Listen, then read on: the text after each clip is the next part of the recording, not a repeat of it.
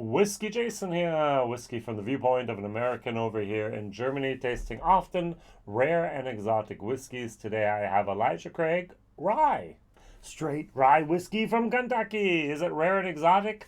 Well, over here in Germany, it still is. It hasn't made it. Now, I know it has been rolling out across the nation since January 2020. It is a 94 proof, which is 47% alcohol ABV. The mash bill, according to its own website, is 51% rye, barely legal, 35% corn, 14% malted barley. Now, I'm looking at the Breaking Bourbon website, and it says for Rittenhouse, which is also Heaven Hill, that they have the 51% rye, they have the 37% corn, and the 12% malted barley. But if I look at the Pikesville, which is the big brother of then the Rittenhouse, it says that it's 39% corn and 10% malted barley. So we actually are going up each time, if those facts are true of the mash bill. So this is 35, Rittenhouse would be 37, and the Pikesville would be 39% corn. And each time the malted barley just goes down a little bit. Interesting. Now, what did I do? I bought this bottle online in America, and I sent it over to Germany. A package of 5 other bottles with this, so total 6. So I had to pay postage. I think it's $140 I paid for the 6 bottles. So this $28 bottle turns into a $55 bottle by the time it makes it to Germany. I have to pay 19% for the VAT or the import tax. I have to pay the 13.03 euro per liter of alcohol. So let's say this is then 47. So let's say it would be 50%. So that's going to be another €6 on top of that, more or less. And of course, I have to pay all that postage to get it over there. In the meanwhile, I was in the States. I actually visited Texas, down in Iron Root. I was over in Maryland, visited Sagamore, was in Virginia, visited Reservoir, was in Tennessee, visited then Lynchburg as well as Uncle Nearest, and was in Kentucky and visited a lot of different distilleries. One of my favorites was Wilderness Trail. That was fantastic being there. And so this actually was not one of the bottles I brought back. No, I had to pay for a second suitcase, so it was $95 for the second suitcase. I had to buy a second suitcase in America, which is another 90 some dollars, so 180.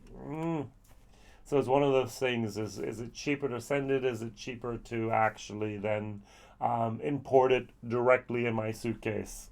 So if I take a look at the prices of the airline tickets, if I take a look at the exchange rate, we have lost. I'm sorry. The dollar has increased in value versus the euro since the beginning of the year by 25%.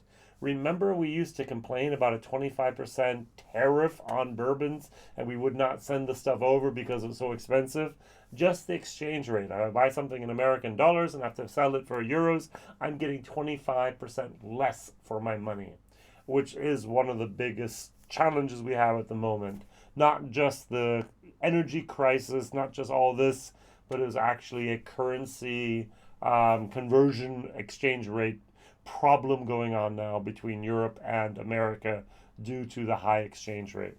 All right, what am I going to compare it to? Just because I can and just because I want to, I'm going to pull out the Elijah Craig bourbon, 47%. Yay.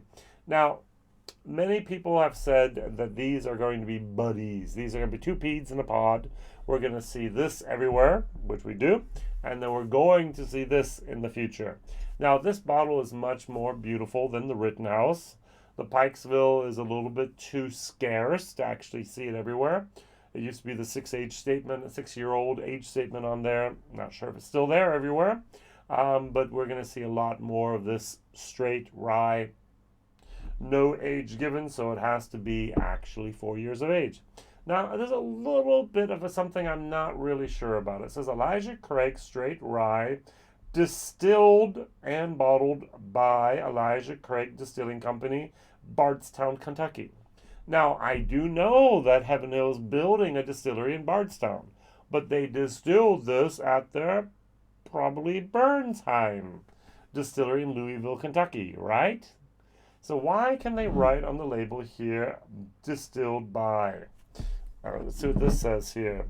This says here, distilled and bottled by the Elijah Craig Distillery Company, Bardstown, Kentucky. All right, good. I guess I should not complain too much about it. I guess it's been there forever, and I just now I'm learning about that. I just love how very, very simplistic the labels are and what we have on them. Good. So this is a 750 milliliter bottle. This is the 700 milliliter bottle. And I don't see any difference whatsoever. They feel the same, they're the same height, they have the same content. Isn't that unique, to say the least? 750, and this one says on the side 700. They are identical. So what does that mean? Does that mean they fill this up with less whiskey? Does that mean they're giving me 5 CLs extra? Same exact. Is this thickness the same as well? Yep. How do they do it? It's magic. All right, so let's try the two of these. This is the good old bourbon I love and I like. This is the rye, which I'm getting to know. Now, this is not something that actually wowed me at the beginning. Now, the rye is there, but it's a little bit of a dill pickle type of rye, which I'm not really partial to. I like a lot better the Rittenhouse. I love the Pikesville.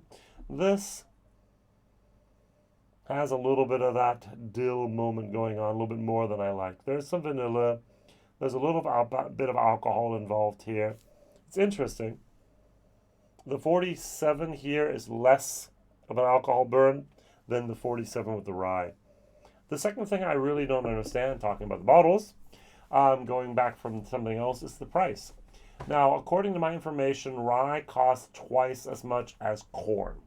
So, majority corn, majority 51% rye. The second thing that I don't understand is there's less yield. So there's 40% less about alcohol per ton, per bushel, however you want to go, compared to corn. Rye's just less. It's more difficult to work with, and yet $25, exactly the same price. Heaven Hill, how are you doing this? How is that possible that your rye is going to have exactly the same price as your bourbon? Apparently, there are different calculation methods involved here that I'm aware of. Like the bourbon. It's okay. Now, what I did actually in my German videos, I took out a Michter's rye single barrel. I love the Michter single barrel. 50 euros, double the price. Absolutely worth it. If you can get yourself some rye, go for it. I was like, okay, then I'll just take a Jim Beam rye. I like this better. The vanilla, the sweetness came through a little bit more than here. Absolutely adored it. And the one that I did not really love, and I never really loved, is the Wild Turkey 101 rye. Wild Turkey 101 bourbon, yummy for my tummy. I could drink it. I've drank too much in my life. Love it. This has a little bit of a menthol moment. Menthol moment going on here. This is, if I were to rank the 4 I just showed, it would be Michter's, Jim Beam, Elijah Craig, and then Wild Turkey. But as I'm just doing this comparison, how different are the two, the rye and the bourbon, I'm just going to stick with this.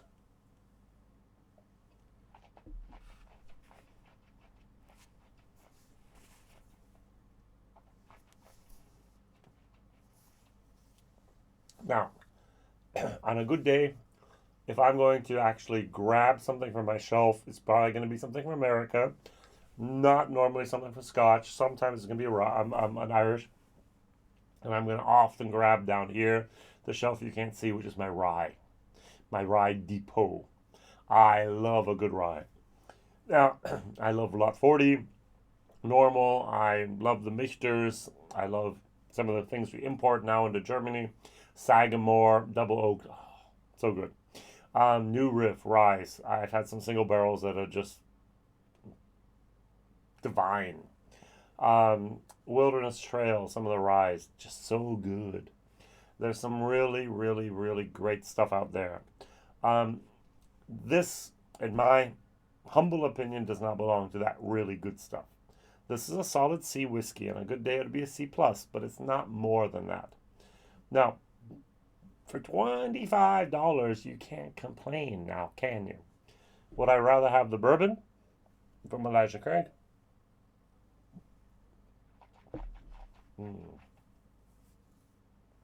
Every single time. That's a standard. That's a magnificent benchmark of what bourbon can be. Now, if you want to go up to the Elijah Craig barrel proofs, these are still around $70-some over here. I'm waiting for the day for them to hit 100, just like Booker's has done, basically. This was the B519. We get one bottle a year over here. Usually, we don't get all three that are offered. I used to think that had to do with the bottle size, because it says also 700 milliliters here. Exactly the same height. They feel the same. They look the same. The same thickness. I really can't tell where there's a difference here in anything at all. I really don't know. That's going to bother me for the next couple of days until I figure this out. Why the 750 bottle are exactly the same thing as the 700. I'm going to have to get a new bottle, just open it up and pour it and see if there's really 700 or 750 milliliters in there. Did they use thicker glass? Did they somehow shave off the 50 milliliters someplace else? The thickness of the glass at the bottom, I really don't know. All right, so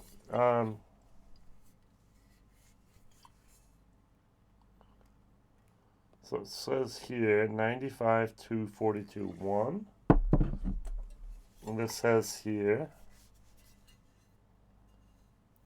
it says 05. All right, they do have different markings on the bottom. Who knows? Now, value for money, 25. It's going to be a solid C. Would I rather recommend something else? Yes. Are you going to pay a little bit more for it? Maybe. The Jim Beam rye is going to be cheaper. I like the sweetness of the rye, also 51%. In my book, there's basically three types of rye. You have the Monongahela, which is Pennsylvania rye. You have the Maryland rye, which is more corn, and you have the Kentucky rye. Jason, there is no such thing as Kentucky rye. Well, I beg to differ, because Kentucky rye kept the world alive. Now we can talk about Indiana rye. From MGP, which was the Monongahela rye there. High rye, no corn. Maryland rye, corn. Ta-da! Kentucky rye, corn. So we have 35% corn in here, very high percentage of corn, very, very nice. So would I rather have the bourbon? Yes. So if you see the two on the shelf and you're going to pick one, go for the bourbon. If you're a little bit more of a curious person, you've never had the rye, go for that.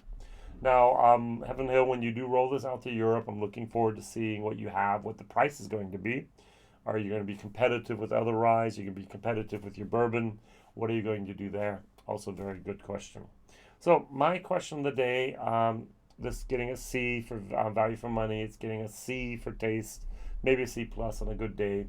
My question of the day is, what are your 3 top rye whiskeys you can recommend? Now, for me, Pikesville would be up there. For me, there would be a Sagamore Double Oak. And for me, there's going to probably be a Lot 40, even though it's not American. That's going to be on my top 3 list here. I just love all those 3. So good that stuff is. I just love it. Thank you very much for watching, liking, subscribing, telling others. And is this something you would buy? Would it be something you try or something you just leave alone? All the best. Whiskey Jason here. Bye-bye.